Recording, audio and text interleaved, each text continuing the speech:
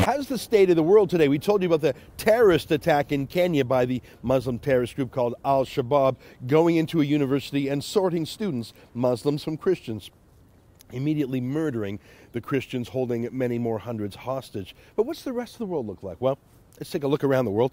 Yemen, today comes news that the terrorist Houthi, that's a terrorist group supported by Iran, has taken over the presidential palace in Yemen.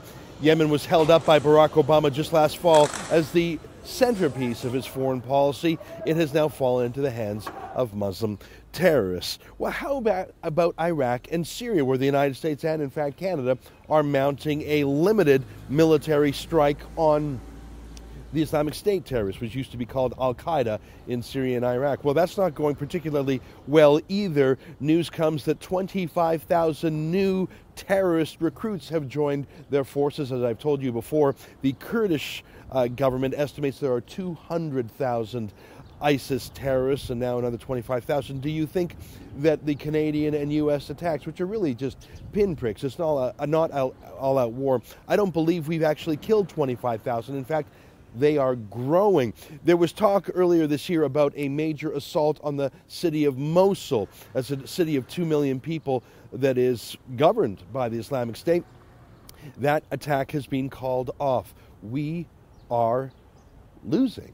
How about the rest of the world? Well, Afghanistan is beset by suicide bombs, so is Pakistan. Nigeria is full of terrorist attacks, ransoms, kidnappings. There, the Muslim terrorist group is typically called Boko Haram. To try and compete with the Islamic State, they too have announced a caliphate. Each is trying to be cruel, more cruel than the other, to get more attention and more recruits. And that's just the Muslim world. How's the rest of the world going? Well, Vladimir Putin is as belligerent as ever.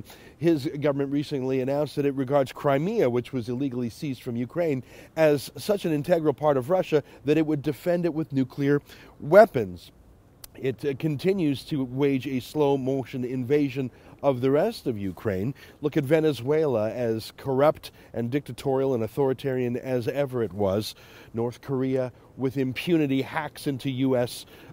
corporations like Sony and builds nuclear bombs with impunity. China, of course, does what it likes, both economically in terms of espionage and violating the territorial integrity of its neighbors, including Japan and Vietnam. How about Western Europe? How about the Baltics, Estonia, Lithuania, Latvia? How about Scandinavian countries? How about Norway, Sweden, Finland? Russia has increased the number of military flights that are incursions into airspace of these countries. Norway now has to scramble jets almost on a daily basis, not quite a daily basis, to intercept them. Norway has expressed its interest in signing up to an anti-missile system with NATO, and in response, Russia says they are now targeting Norway with nuclear missiles. This is just normal in the world today. As I've said before, other than Cuba and Iran, is there a single country in the world with whom America has stronger relations today than before Barack Obama took over?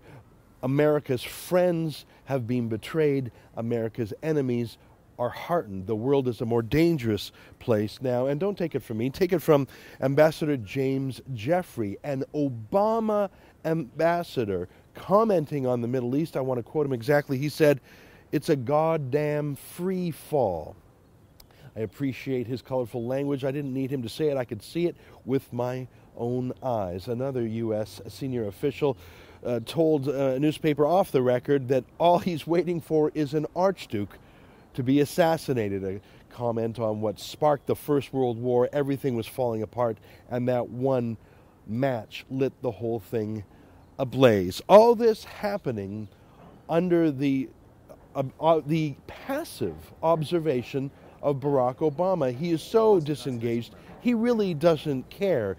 He golfs all the time to get away from the hassle. He finds it frustrating that he can't just read a speech on a teleprompter and his enemies fall into line in foreign affairs like they do domestically. This is the man who was nominated for a Peace Prize literally 6 weeks after his inauguration, and he had the temerity to accept it.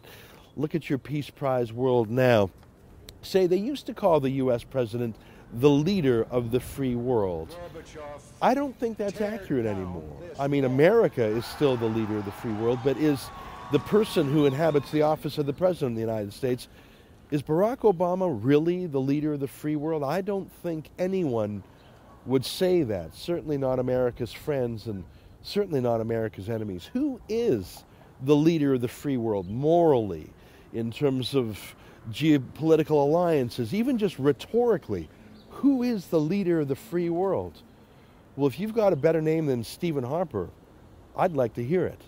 I think Canada has grown up and taken up some of the void left by the shrinking man in the White House. For TheRebel.media, I'm Ezra Levant.